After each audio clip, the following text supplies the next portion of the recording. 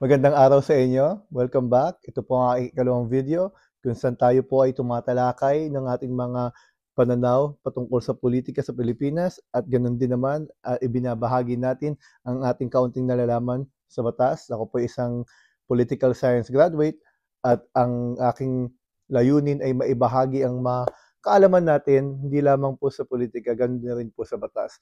Nakaraan po ating pinag-usapan yung cyber libel or RA10175 at ang kaibahan nito tungkol sa traditional libel case na makikita natin sa Revised Penal Code, Article 353. Ngayon naman sa pagkakataong ito, pag-uusapan natin ay yung estafa na makikita naman natin sa Revised Penal Code, Article 315. Ano ba ang kaibahan ng estafa sa utang at ganun din kaibahan ng estafa sa pagnanakaw. Magkakaiba po kasi yon. Akala ng iba basta may may pagkakautang na hindi nabayaran automatic estafa na.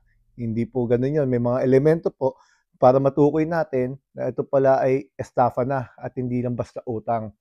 Yan po, pag-uusapan ho natin yan. So simulan po natin, ano po ba yung estafa na sinasabi doon sa Revised Penal Code, Article 315. Una po kasi sa estafa, dapat po may deceit o may panloloko. Meron pong, alimbawa po, meron pong isang tao sa inyo na lumalapit at nagsasabi na nagkapalagayan kayo ng loob at nagsasabi na, o gamitin natin yung iyong gantong halaga, yung maglalabas ka ng gantong halaga o property o serbisyo na iyong ipoprovide, ito ipapatubuan natin at ibabalik namin sa iyo ng ganito kalaki. Pero sa totoo lang po, hindi naman po totoo yun dahil false hope, kumbaga, hindi po totoo na may ganon. Mayroon na po siyang layunin na lokohin ka, kunin lamang ang serbisyo o property o pera na magmumula sa iyo. Ang estafa po ay hindi po basta pera, maaari po ito ay property o serbisyo, money. Kailangan lamang po merong monetary value. Kasi po hindi po magiging estafa kung wala naman po monetary value. Halimbawa po nag-usap lamang po kayo, pinangakuan kayo, pero wala naman po kayong inilabas. So wala pong nawala sa inyo kasi po dapat may material damage. Kailangan po sa deceit, ang panloloko po ay magre-resulta ng damage para po masabi natin na may estafa. Kailangan ang deceit manggagaling o ang panloloko magmumula bago mailabas ang property o ang serbisyo o ang pera na sa inyong magmumula. Hindi po pwede na naibigay niyo muna yung pera saka kayo lulukohin. Magkaiba po yun. Kasi po may mga utang na umutang sa inyo, talaga namang layunin kayong bayaran, wala naman kayong usapan na kung ano man, basta umutang lang sa inyo, nagkataon hindi po kayo kayang bayaran doon sa due date ninyo, hindi po estafa yun, ibang usapan po yun. So, dapat po mayroong deceit o panloloko prior, bago sa paglalabas po ninyo ng pera o property o serbisyo at dapat po nagkakos ito ng damage sa inyo. Kumbaga, may misrepresentation. Ano?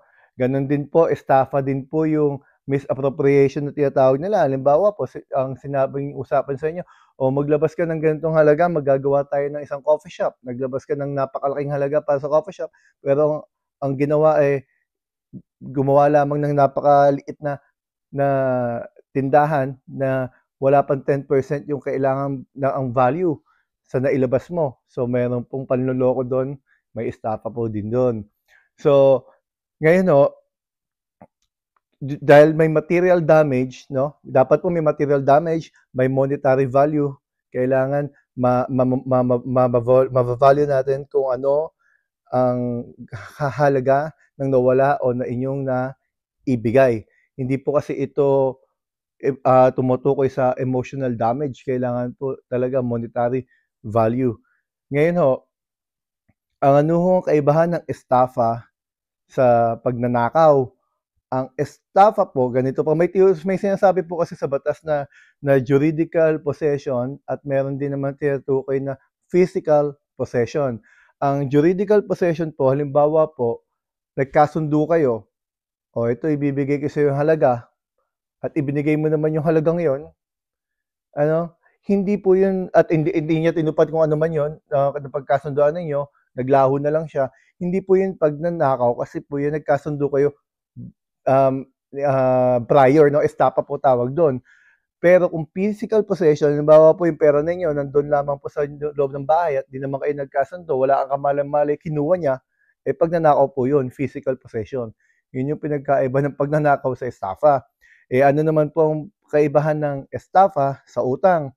Sa utang naman po, walang kulong. Hindi, unang-una, walang kulong sa utang kasi nga wala naman layunin na lokohin kayo. Kumbaga wala namang deceit eh. Hindi po tumutukoy sa elemento ng estafa. So, dahil hindi naman kayo talagang lolokohin at di lang kayo nabayaran, wala pong kulong yan base sa ating konstitusyon. At isa pa po sa kaibahan ng utang sa estafa, ang utang ho, kontrata. Kapag nabayaran na ho kayo, tapos na po ang kwento, wala na kayong dapat pag-usapan pa. Wala na kayong pagtatalunan, wala na kayong demandahan, tapos na, babayaran niya ninyo. Subalit, ang sa estafa, bagamat nabayaran na ninyo, eh kung ang estafang kaso ay naisampa na, nasa korte na, aba hindi ho kayo magdi-dismiss noon. Hurado ang di-dismiss noon. So bagamat nagkasundo na kayo, nagtapos na kayo, kailangan niyo pa rin po hintayin ang resulta ng o ang desisyon ng korte kung ano nangyari sa kaso, no? Maaaring i-dismiss na 'yan dahil tapos na rin naman, pero hindi po kayo magde-decide noon, kailangan ng korte. Kasi ho ang estafa ay public crime. Isa po siyang krimen. Ang utang hindi naman po siya krimen, hindi siya public crime, no? May karoon lang kayo talaga ng problema. Kaya nga po ang utang ay kontrata, kumbaga ang utang ay contract. Hindi po siya katulad ng estafa na public crime. Ano? Sa estafa po, kailangan po meron kayong demand. Hindi pwedeng walang demand kasi hindi po ma-establish ang estafa po doon. Ang demand po, ibig sabihin po noon, kailangan pinapaalala ninyo doon sa nakakuha ng pera, oh, kailangan siguradong maibalik sa akin yung ganitong halaga sa ganitong petsa, bla bla bla, etc. Kailangan po may demand para mayroon pong um, lumabas na panloloko o sadyang hindi kayo babayaran, no? Kailangan po may demand. Yan po ang mga kaibahan ng estafa, sa pagnanakaw, at doon din sa utang. So malinaw na po sa natin na ang utang pala, kailangan walang panloloko bago kayo utangan. Pero pag kinuha na kayo ng pera na meron ng panloloko bago pa kunin ng pera, o property o serbisyo, ulitin ho natin ha, it's either property, service, or money. Basta po may monetary value, estafa po yun. Kasi basta may material damage, basta nagka-cause ng damage yung defeat na yun, yun po ay estafa. Yun po. Sana po marami po tayo natutunan ngayon. Sa mga susunod na video po natin, tatalakayin naman ho natin yung iba pong nasa listahan ko. May listahan po tayo na tungkol sa ano ba ang pinagkaiba ng adultery, sa concubinage, divorce, annulment, um, libelous ba o cyber libel ba yung magpo-post ka sa internet kapag ayaw magbayad ng utang. Bagamat naipaliwanag ko bahagya sa unang kong video yung tungkol sa cyber libel, eh tatalakayin po natin ng mas malalim sa mga susunod nating videos. Meron din po tayong videos tungkol sa mga nangyayari sa politika pero hindi pa po natin na-upload o hindi pa po natin na-post.